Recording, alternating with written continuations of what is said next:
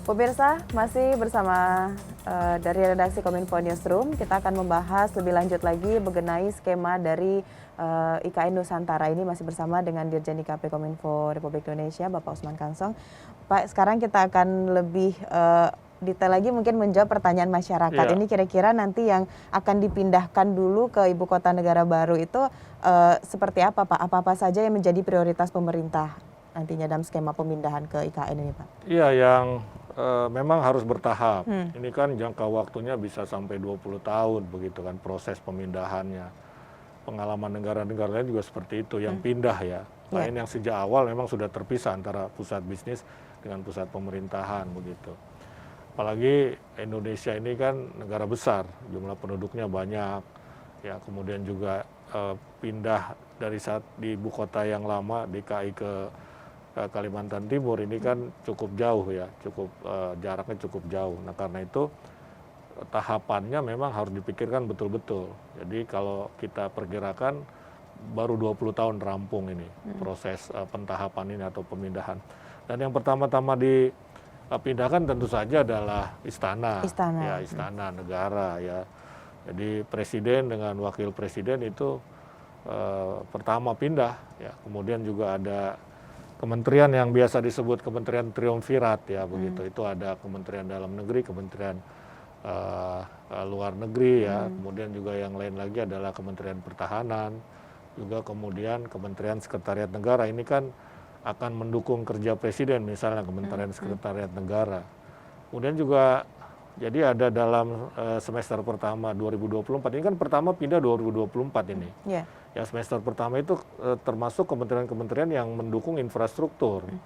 Ya misalnya Kementerian PUPR, ini akan di semester pertama. Ya semester pertama. Ya berarti 6 bulan pertama di tahun 2024 ini pindah. Termasuk Kementerian Komunikasi dan Informatika. Kenapa? Karena Kominfo ini kan harus menyiapkan infrastruktur digital. Ini kan nanti jadi smart city ibu kota baru ini nanti, Nusantara ini begitu. Berarti dari Kementerian Kominfo juga termasuk cepat nanti untuk perpindahannya, Pak ya? Semester pertama lah ya. Tidak yang paling pertama. Yang paling pertama kan presiden, ya istana dulu yang pindah begitu. Dan kemudian lembaga-lembaga tinggi negara juga. Ini tidak semua nanti lembaga-lembaga negara pindah, misalnya seperti KPK mungkin akan tetap di Jakarta. Kemudian juga Komnas HAM dan lembaga-lembaga negara lainnya tetap di Jakarta ya. Kecuali yang lembaga tinggi negara itu akan pindah ke sana. DPR, MPR, kemudian BPK, MA, MK begitu, ini akan pindah ke sana. Kemudian juga kedutaan-kedutaan besar ini akan pindah. Kedutaan besar itu adanya di ibu kota negara. Kalau yang bukan di ibu kota negara namanya konsul jenderal begitu. Baik, itu kan ada beberapa nanti yang akan dipindahkan secara bertahap, Pak Dirjen. Nah, bagaimana dengan pengelolaan aset yang ada di Jakarta? Tentunya nanti kita mengetahui. Ya aset ini sudah dihitung sebetulnya. Kita kan punya Lembaga Manajemen Aset Negara atau LMAN, LMAN ya. Ini sudah dihitung, aset kita itu ada 1.400 triliun yang di Jakarta. Ini kan bisa dikerjasamakan, misalnya apa, disewakan ke swasta. Ya gedung-gedung nanti yang ditinggalkan, pindah oleh ASN, ini bisa disewakan, dikerjasamakan. Nah hasil dari kerjasama ini sifatnya nanti konsensi kan begitu, misalnya 30 tahun. Nah nanti revenue atau anggaran dana yang didapat dari kerjasama ini kan salah satunya yang dipakai untuk pembangunan ibu kota negara begitu, IKN baru begitu, Nusantara. Ini salah satu pengelolaan aset, tetapi juga ini untuk bagian dari penganggaran atau pendanaan IKN. Oke, baik, sejauh ini untuk penganggaran atau pendanaan di IKN ini bagaimana, Pak? Apakah masih ada beberapa hal yang menjadi dilema atau perhitungan dari pemerintah yang sulit? Ya, ini masih dihitung lagi ya oleh Kementerian Keuangan ya, tetapi prinsipnya memang ya harus terukur lah ya penggunaan misalnya APBN. Kita juga tidak mau pemulihan ekonomi, kemudian penanggulangan COVID itu terganggu. Ya, ada isu-isu di luar bahwa anggarannya akan dipakai untuk pemulihan anggaran PEN itu dipakai untuk pembangunan ibu kota baru. Ya, ini kan pendapat yang belum tentu benar begitu loh ya. Ya karena memang kita sudah punya ketetapan prinsip bahwa pemulihan ekonomi harus tetap jalan ya, tetap jalan. Tapi kan bisa saja sebetulnya pembangunan ibu kota baru ini salah satu bagian dari pemulihan ekonomi, bisa seperti itu ya. Tetapi memang prinsipnya anggaran pemulihan ekonomi nasional tetap ada begitu, itu tetap ada. Jadi dia akan digunakan sesuai dengan peruntukannya.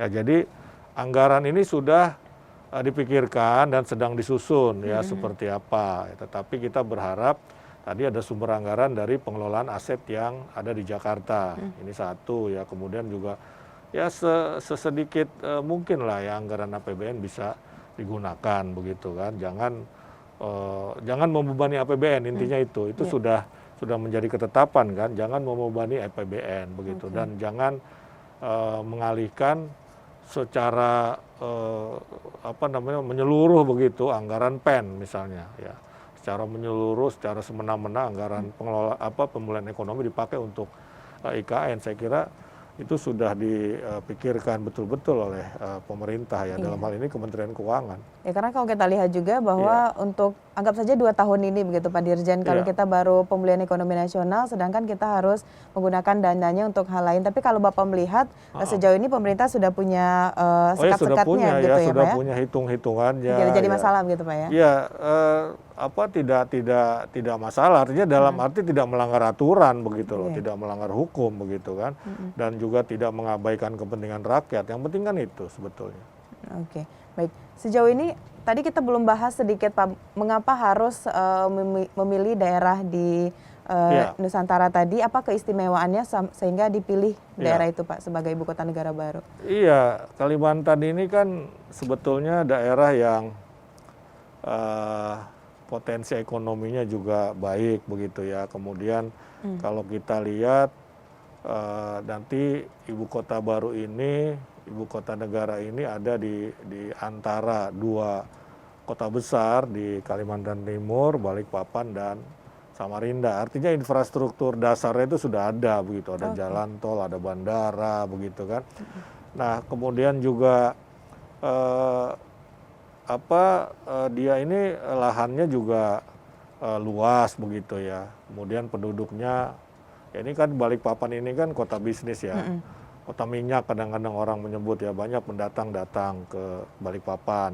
Nah, jadi penduduknya ini heterogen. Ini bagus ya menggambarkan Nusantara itu begitu. Selain itu kan potensinya ini luar biasa. Kalimantan Timur ini kan salah satu penyumbang devisa buat Indonesia, termasuk yang terbesar begitu. Nah, dengan alasan-alasan itu, maka kita memindahkannya ke sana. Selain itu juga dari sisi faktor lingkungan ya. Ini Kalimantan ini daerah yang bisa dikatakan hampir tidak akan ada gempa di situ ya. Dia juga tidak punya gunung berapi ya, karena gunung berapi itu kan bisa ketika dia meletus begitu kan, ini kan bisa menjadi ancaman juga. Nah, ini faktor-faktor yang menyebabkan mengapa kita pindah di Kalimantan. Ini kan mirip dengan yang dipikirkan oleh Bung Karno kan di Palangkaraya. Artinya Kalimantan juga. Kalimantan memang daerah yang strategis begitu ya, baik dari sisi ekonomi, dari sisi alamnya, dari sisi lingkungannya ya, dari sisi aksesnya misalkan ketersediaan infrastrukturnya ini bagus. Jadi kita nggak membangun benar-benar dari awal, tidak, karena sudah ada infrastruktur faktor dasar. mendukung juga sudah ada begitu. Oh iya, faktor pendukung tadi itu ya, ada jalan tol, ada sarana atau infrastruktur lainnya lah begitu. Baik, setelah ini kita akan bahas bagaimana dukungan Kominfo terhadap ibu kota negara baru Nusantara ini. Namun kita akan jeda pariwara berikut, tetap dari redaksi Kominfo Newsroom.